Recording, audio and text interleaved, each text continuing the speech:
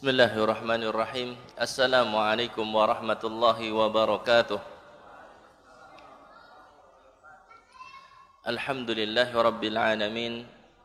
Hamdan yuwafi ni'amahu wa yukafi mazidah. Ashhadu an la ilaha illallah wahdahu la syarika lah. Wa ashhadu anna Muhammadan abduhu wa rasuluh.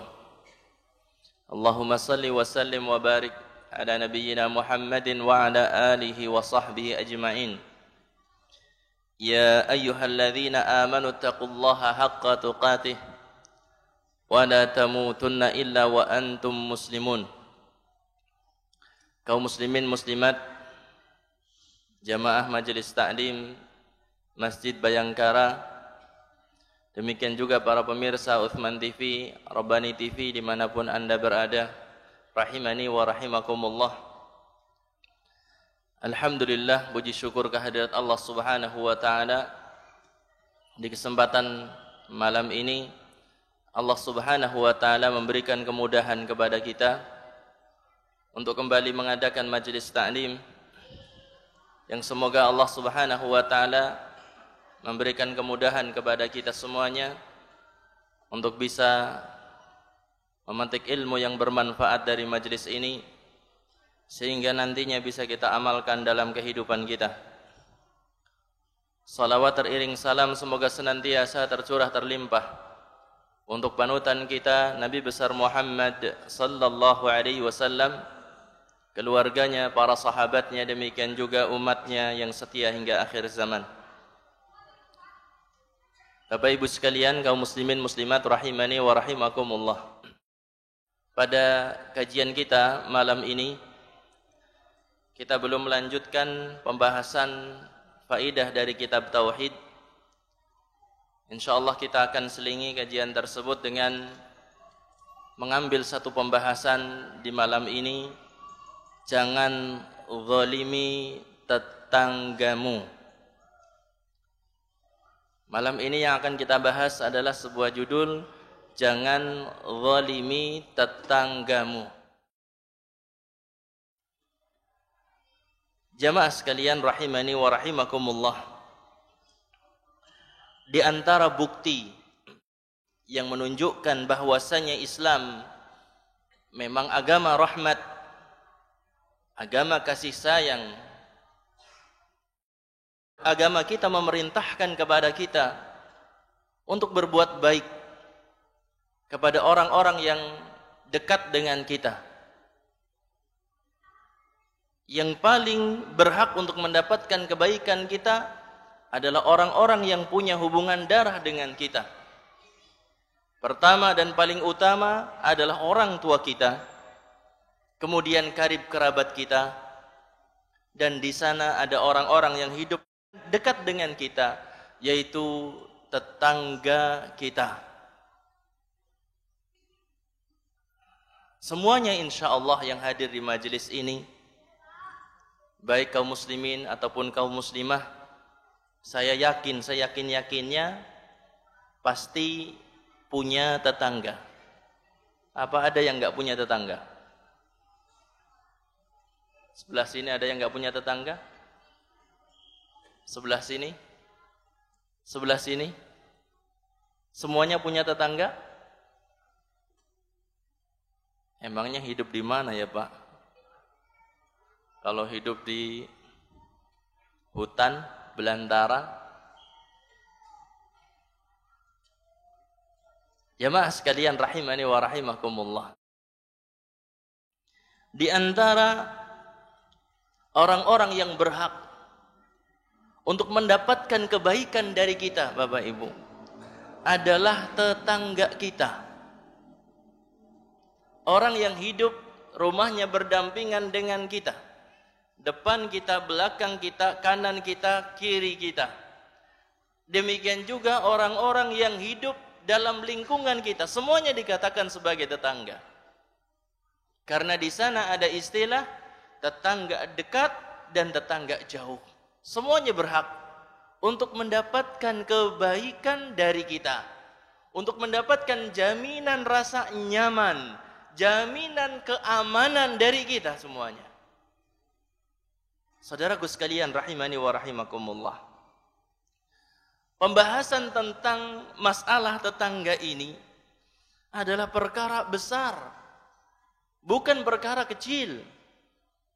Perkara yang Allah Subhanahu wa taala telah perintahkan di dalam kitabnya yang mulia, di dalam Al-Qur'anul Karim. Allah Subhanahu wa taala memerintahkan kepada hambanya untuk berbuat baik kepada tetangga. Lihat, mari kita simak bersama di dalam surat An-Nisa ayat yang ke-36. Surat An-Nisa ayat yang ke-36. Allah Subhanahu wa taala berfirman, "Wa'budullaha wa la tusyriku bihi syai'a wa bil walidaini ihsana wa bidzil qurba wal yatama wal masakin wal jari dzil qurba wal jaril junub." Al-ayah. Allah Subhanahu wa taala berfirman di dalam surat An-Nisa ayat yang ke-36 ini. Allah menyebutkan tentang perkara-perkara besar secara berurut-urutan, Masya Allah di sini. Banyak yang Allah sebutkan. Allah Ta'ala sebutkan, wa'budullaha wa la tusyriku bihi syai'a. Dan beribadahlah hanya kepada Allah. Jangan sekutukan Allah dengan sesuatu pun. Ini merupakan perintah yang paling besar di dalam agama kita. Di dalam syariat Islam ini begitu banyak perintah dari Allah, perintah dari Nabi sallallahu alaihi wasallam.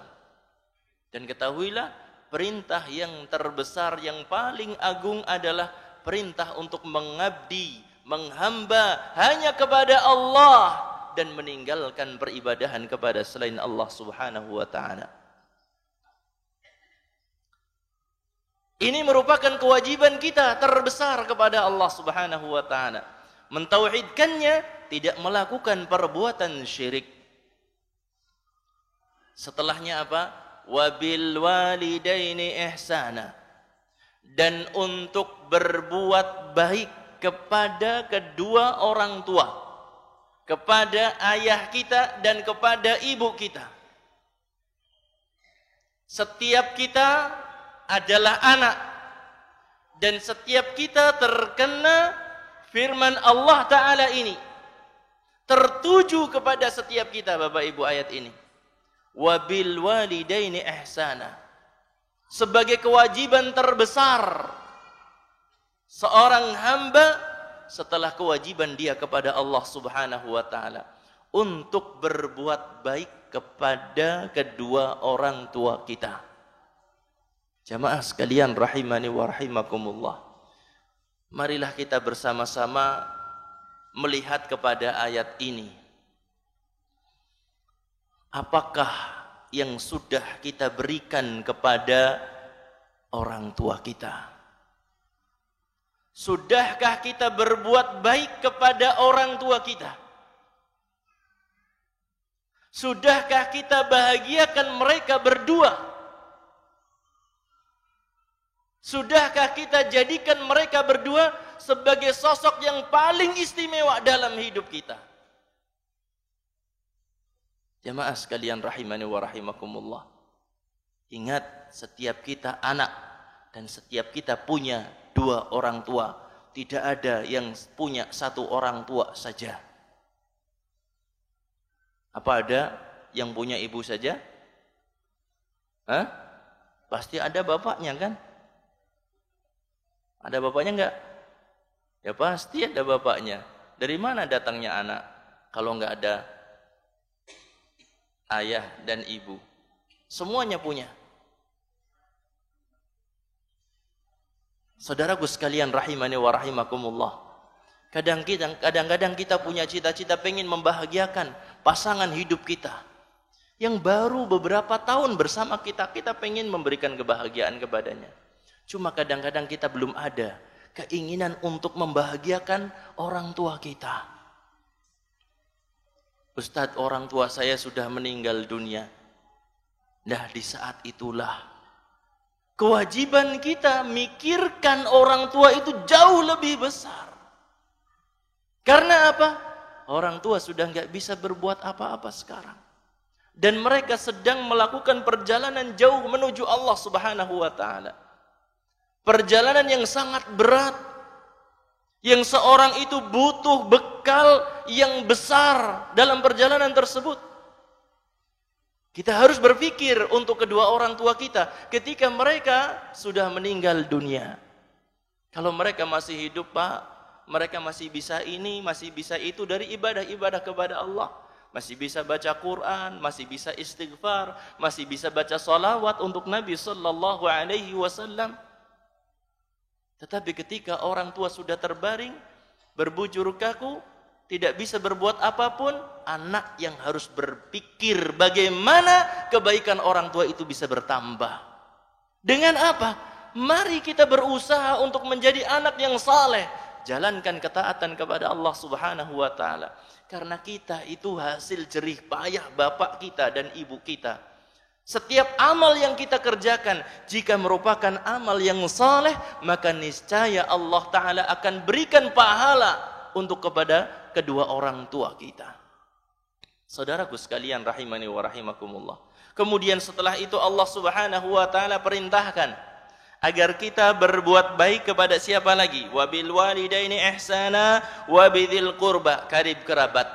Orang-orang yang punya hubungan kekerabatan dengan kita, hubungan darah dengan kita.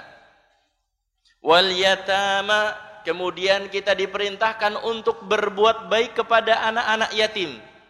Anak yatim itu yang seperti apa? Seorang anak yang meninggal ayahnya sebelum dia dewasa. Sebelum dia dewasa masih dikatakan sebagai yatim. Wal yatama, kita tertuntut berbuat baik kepada anak yatim. Wal masakin, dan juga orang-orang miskin. Orang-orang yang miskin, yang tidak bisa memenuhi kebutuhan hidupnya. Kemudian setelahnya Allah perintahkan wal jaril qurba wal jaril junubi. Kita diperintahkan untuk berbuat baik kepada tetangga dekat dan juga tetangga jauh. Semuanya mereka berhak untuk mendapatkan kebaikan dari kita. Saudaraku sekalian, rahimani wa rahimakumullah. Pembahasan tentang masalah tetangga bukan permasalahan kecil yang tadi saya ingatkan. Karena Allah Subhanahu wa ta'ala telah perintahkan di dalam kitabnya yang mulia. Sehingga para ulama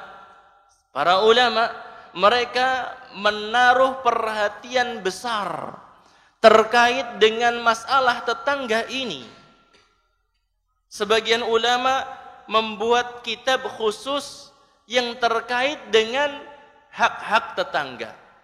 Sebagaimana Imam Az-Zahabi rahimahullahu ta'ala, beliau menulis sebuah kitab yang berjudul Haqqul Jiwar, yang artinya adalah hak bertetangga. Tentunya karena apa? Al-Quran memerintahkan seperti itu. Kemudian hadis-hadis Nabi SAW yang sangat banyak menunjukkan kepada kita wajibnya untuk berbuat baik kepada tetangga kita. Kadang-kadang seorang belajar tentang Islam, ngaji tentang tauhid, tentang akidah, diluruskan akidahnya, ternyata dia lupa bahwasanya dia adalah seorang tetangga yang harus berbuat baik kepada tetangganya. Sehingga punya anggapan dalam dirinya, kalau akidahnya sudah lurus, sudah jaminannya surga. Tidak peduli kepada orang yang di samping kanan kirinya, depan belakangnya. Tidak peduli kepada orang-orang yang hidup di sekeliling dia. Maka ini adalah kekeliruan.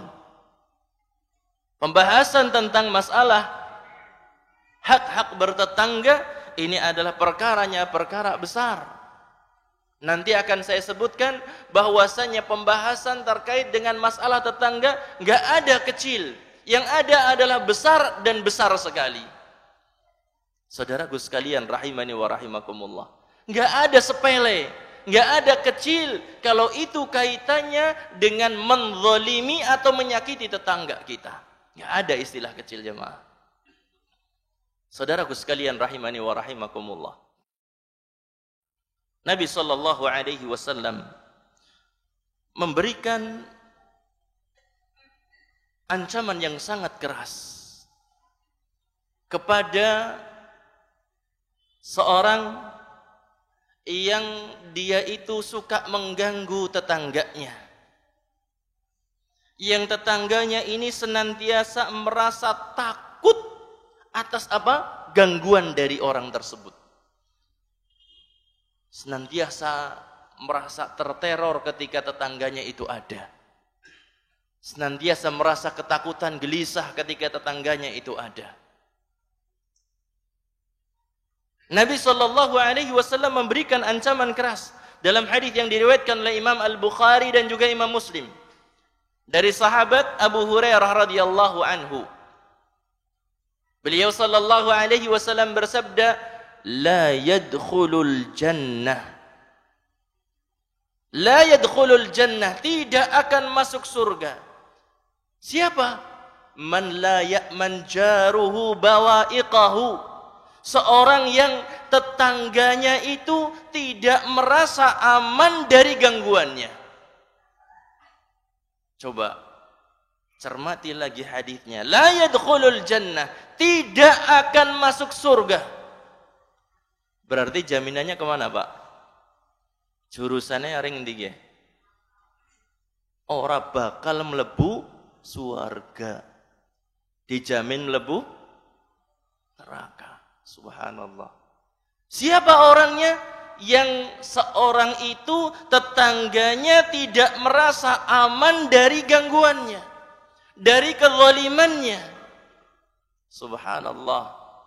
Waspada dari melakukan sesuatu yang menzalimi tetangga.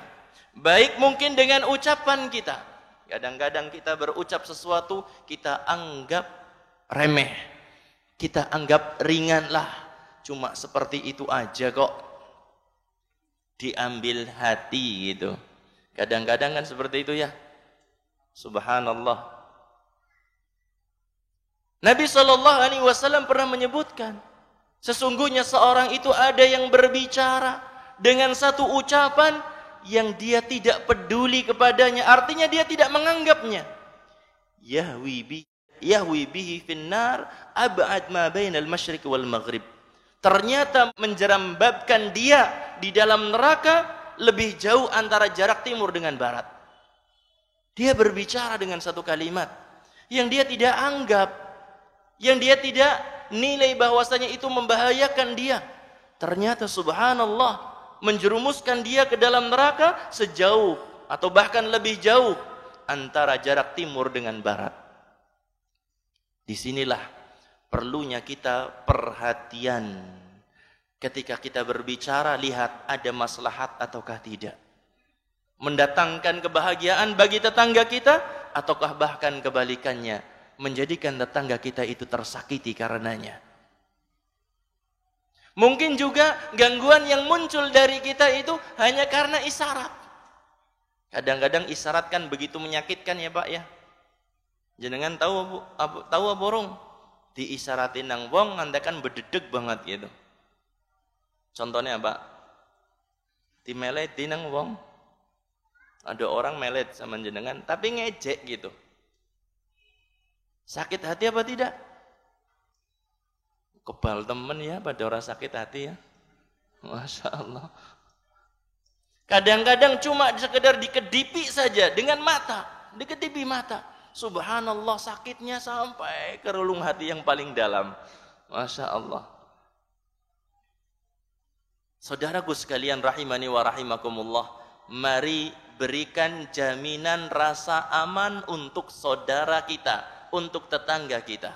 Sebagaimana kita berharap bahwasannya tetangga kita itu memberikan jaminan keamanan untuk kita. Kita senang, kita berharap tetangga kita memberikan kebaikan-kebaikannya untuk kita. Dengan sikapnya, dengan perbuatannya, dengan ucapannya. Kita berharap seperti itu. Mari kita mulai. Jangan cuma sekedar minta saja, jangan cuma sekedar menuntut punya tetangga yang baik sementara kita nggak mau berusaha untuk menjadi tetangga yang baik. Saudaraku sekalian, ingat, jangan ganggu tetangga kita. Meskipun dengan perbuatan yang paling ringan, nanti akan kita sebutkan juga terkait dengan masalah ini. Kita lanjutkan. Nabi sallallahu alaihi wasallam beliau senantiasa mendapatkan wasiat dari malaikat Jibril alaihi salam untuk berbuat baik kepada tetangga. Nabi Muhammad sallallahu alaihi wasallam beliau adalah sebaik-baik manusia yang pernah terlahir ke alam dunia ini. Malaikat Jibril adalah malaikat yang terbaik. Ada dua makhluk Allah yang sangat istimewa. Malaikat Jibril alaihi salam dan Nabi kita Muhammad sallallahu alaihi wasallam. Malaikat terbaik berpesan kepada manusia terbaik untuk berbuat baik kepada siapa? Kepada tetangga. Nabi sallallahu alaihi wasallam beliau menyebutkan, "Mazala yusini Jibril bil jar hatta dhanantu annahu sayuwarrithuhu." Nabi sallallahu alaihi wasallam beliau bersabda, malaikat Jibril alaihi salam terus berwasiat kepadaku untuk berbuat baik kepada tetangga. Sampai-sampai aku mengira bahwasannya tetangga akan ditetapkan menjadi ahli warisnya. Hadis diriwayatkan oleh Imam Al-Bukhari dan Imam Muslim. Karena apa? Karena saking seringnya malaikat Jibril datang kepada Nabi Muhammad dan berpesan untuk apa? Berbuat baik kepada tetangga. Subhanallah. Ini menunjukkan kepada kita bahwasanya apa? Bahwasanya memang tetangga itu punya hak yang besar dari kita semuanya. Atau dengan kata lain, kita punya kewajiban besar untuk berbuat baik kepada tetangga kita, jemaah. Saudaraku sekalian rahimani wa rahimakumullah. Kita lanjutkan. Nabi sallallahu alaihi wasallam beliau membolehkan seorang mendoakan laknat, membolehkan seorang untuk mendoakan kutukan bagi tetangga yang zalim. Kalau ada tetangga yang zalim, benar-benar kezalimannya terbukti, orang tersebut berhak untuk mendapatkan doa kutukan atau doa laknat. Sahabat yang mulia Abu Hurairah radhiyallahu taala anhu, beliau menceritakan tentang kedatangan seorang menghadap kepada Nabi sallallahu alaihi wasallam. Orang ini mengadu kepada Nabi sallallahu alaihi wasallam terkait dengan tetangganya yang suka jailin, yang suka usil. Datang kepada Nabi sallallahu alaihi wasallam dan mengatakan, "Wahai Rasulullah, sesungguhnya tetanggaku melakukan kezaliman kepadaku, dia menggangguku, dia menyakitiku." Ketika mendengar pengaduan semacam ini, maka Nabi sallallahu alaihi wasallam mengatakan, "Bersabarlah. Hadapi perlakuan tetanggamu dengan apa? Dengan sabar." Orang itu pun berpaling pergi meninggalkan Rasulullah sallallahu alaihi wasallam. Di waktu yang lain datang lagi kepada Nabi sallallahu alaihi wasallam mengadukan perkara yang sama. Jenengan tahu cerita tangga dan jenengan apa ora, Bang? Tahu nyeritakna maring wong liya? Wajar, enggak masalah gitu ya. Wajar, enggak masalah. Mungkin jenengan cerita, bapak-bapak cerita sama apa anaknya. Tonggone jen ramaren-maren ikat gemian gitu kan. Kemudian ngerti mbok, cerita sama anaknya yang sudah pergi punya rumah jauh, tinggal nggak bareng sama orang tuanya, cerita kepada anaknya. Tanggane sih bae kayak gemien gitu ya. Itu wajar. Di zaman Nabi saja terjadi semacam itu. Tetapi alangkah baiknya kalau kita bercerita tentang tetangga kita itu kita lagi nyari solusi penyelesaian masalah gitulah. Bukan cuma sekedar ngerundel, nggak ada penyelesaian masalah. Kita rugi. Nanti kita terjerumus kepada dosa dosa ghibah, dosa ngerasani tanpa ada penyelesaian. Kita rugi jamaah. Mengadulah kepada orang-orang yang memang pantas untuk kita adui. Sama siapa? Ya Pak RT umpamanya gitu ya, Pak RW, ataupun mungkin tokoh setempat yang dihormati, yang bisa memberikan solusi. Tadi saya katakan bahwasanya mengadukan tentang tetangga adalah perkara yang lumrah, wajar. Di zaman Nabi aja ada seperti itu. Datang pertama kali Nabi mengatakan sabar. Datang yang kedua kali Nabi mengatakan sabar. Datang untuk yang ketiga kalinya Nabi mengatakan sabar. Subhanallah. Kemudian ternyata orang ini masih datang lagi untuk yang keempat kalinya kepada Nabi SAW. Mengadukan lagi tentang siapa? Tentang tetangganya yang zalim. Tentang tetangganya yang menyakitinya dan mengganggunya. Subhanallah. Di kali yang keempat, orang ini dapat solusi dari Nabi SAW. Solusinya gimana?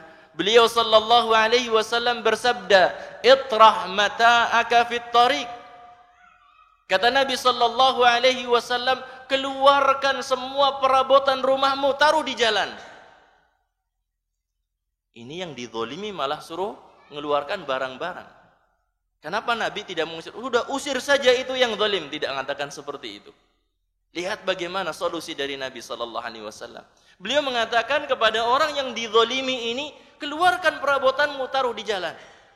Kemudian orang ini mempraktekkan sabda Nabi SAW tersebut, dikeluarkan perabotannya.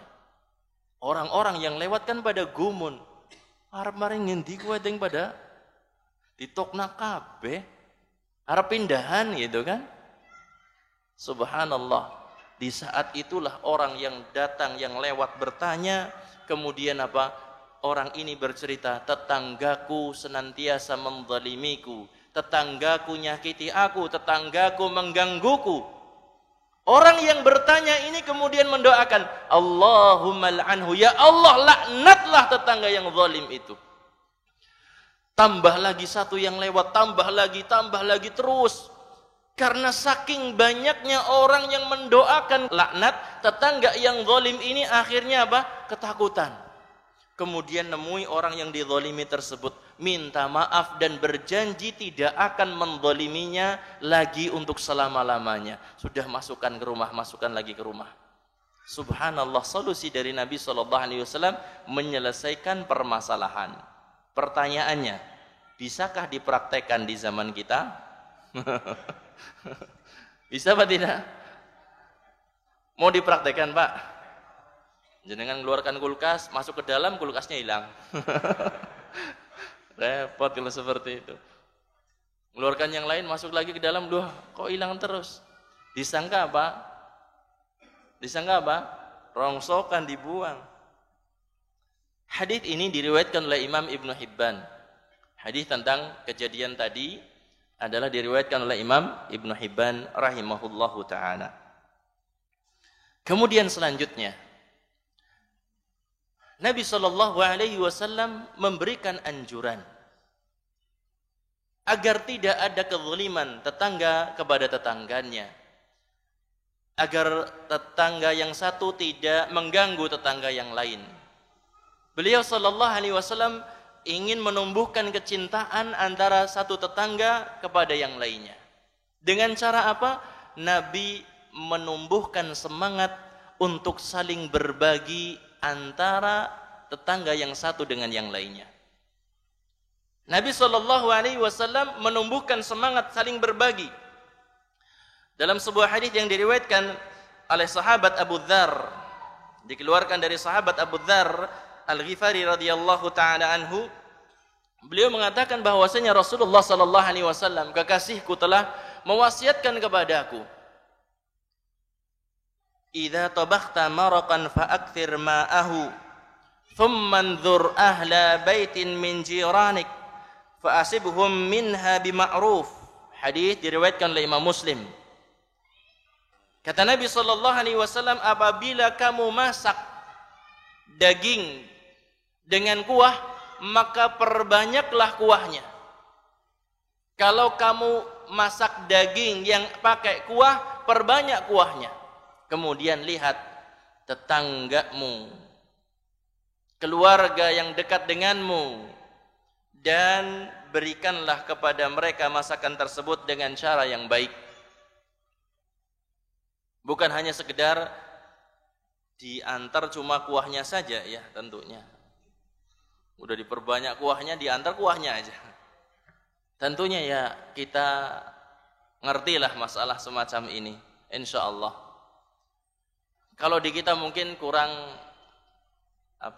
kurang biasa hal yang semacam ini. Mungkin kita bisa memberikan dengan yang lain kepada tetangga-tetangga kita. Hadiah-hadiah yang mungkin dianggap remeh, tetapi subhanallah ternyata hadiah-hadiah tersebut akan menumbuhkan kecintaan. Karena Nabi SAW mengatakan, tahadu tahabu. Jika kalian saling memberikan hadiah satu dengan yang lainnya, maka kalian akan saling mencintai, akan tumbuh kepedulian, akan tumbuh rasa saling menghormati satu dengan yang lainnya. Mungkin jenengan bisa berbagi dengan hal-hal yang mungkin dianggap remeh, dengan sesuatu yang mungkin kita berikan kepada tetangga kita, makanan kecil untuk apa? Untuk anak-anaknya.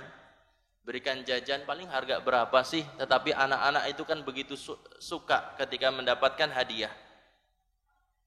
Demikian juga pemberian kita yang lainnya. Mungkin kita lagi ada panen rambutan, panen pisang, ataupun yang lainnya, ya sampailah kepada tetangga. Kita bikin kolak, apalagi pas Ramadan insyaallah nanti ya. Sebentar lagi Ramadan. Berapa hari lagi Ramadan? 80-an ya. Kalau tidak salah sekitar 80 hari lagi Ramadan. Semoga Allah Ta'ala menyampaikan kita kepada bulan Ramadan. Amin ya rabbal alamin.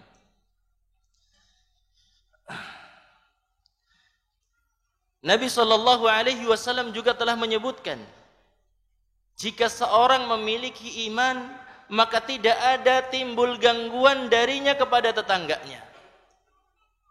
Artinya, kalau seandainya timbul gangguan seorang kepada tetangganya, menunjukkan dia itu imannya berkurang. Gak mungkin akan sempurna keimanan seorang kalau masih timbul masih timbul gangguan dari dia, kezaliman dari dia kepada tetangganya. Nabi SAW mengatakan, "Man kana yu'minu billahi wal yaumil akhir, fala yu'dhi jarahu." Barang siapa yang beriman kepada Allah dan hari akhir, janganlah dia menyakiti tetangganya. Janganlah dia menyakiti tetangganya. Kalau dia benar-benar beriman kepada Allah, beriman kepada hari akhir, tidak akan ada kezaliman dari dia kepada kepada tetangganya.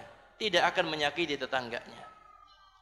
Saudaraku sekalian rahimani wa rahimakumullah. Nabi SAW menyebutkan tentang Tentang tidak adanya istilah kecil kalau itu berkaitan dengan gangguan, kezaliman yang diberikan kepada tetangga. Saudaraku sekalian, lihat hadis ini. Beliau SAW bersabda, la qalila fi adzal jar. Tidak ada istilah kecil kalau itu merupakan gangguan kepada tetangga. Sebagaimana tadi saya sebutkan, adanya adalah besar dan besar sekali. Tidak ada istilah kecil kalau itu gangguan kepada tetangga. Meskipun mungkin karena daun yang berguguran dari pohon yang kita miliki. Jangan pernah dianggap kecil lah, ya lumrah lah, bung namanya pohon, masa kon diomongi kon aja pada ambrol, Kan nggak mungkin seperti itu. Jangan sampai kita anggap itu remeh. Ayam jenengan yang berkeliaran, main ke rumah tetangga, kemudian meninggalkan apa? Meninggalkan kotoran. Ini juga harus diwaspadai. Ya lumrahnya ayam ya ninggalnya kayak gue. Jangan sampai mengatakan seperti itu jenengan. Tetapi segera datang ke sana minta maaf kepada apa? Tetangga. Ayamnya jenengan munjungi apa? Munjungi kotoran, jenengan sekarang datang munjungi hadiah, kasih hadiah. Kalau umpamanya jenengan punya kucing, nah ini yang suka kucing. Waspada. Jangan sampai kucing jenengan kemudian apa? Muntah di rumah tetangga. Jangan sampai kucing jenengan kemudian apa? Ngambil ikan yang sudah ada di meja makan. Ngambil ayam dan lain sebagainya. Lihat curigai kucing jenengan ketika kau lagi makan kepala ikan bandeng ini. Maka jenengan harus cari ini dari mana sumbernya. Tapi jangan sampai Anwar tek balik lagi sampai duwe ya. Astagfirullah. Ndas bandeng minta balik. Nah enggak usah seperti. Jangan seperti itu. Maksudnya jenengan datang ke sana kemudian minta maaf, kemudian jenengan ganti. Gantinya enggak harus dengan yang sama, mungkin dengan pemberian yang lain. Karena seperti apa sakitnya hati ketika apa? Seorang ibu di tetangganya itu lagi masak sudah selesai, baru ditaruh di meja makan ternyata apa? Ada kucing ngambil. Seperti apa kebayang kalau terjadi kepada kita gitu ya.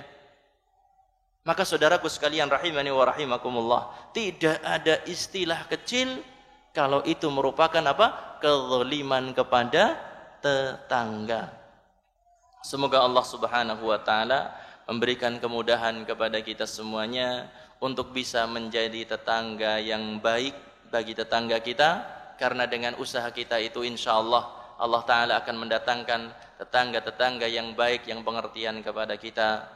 Ini saja yang bisa kita kaji pada kesempatan kajian kita malam ini. Yang benar semata-mata dari Allah, salah keliru dari diri saya pribadi. Kita akhiri majlis kita dengan kafaratul majlis. Subhanakallahumma wa bihamdika asyhadu an la ilaha illa anta astaghfiruka wa atubu ilaik. Wabillahi taufiq wal hidayah. Wassalamualaikum warahmatullahi wabarakatuh.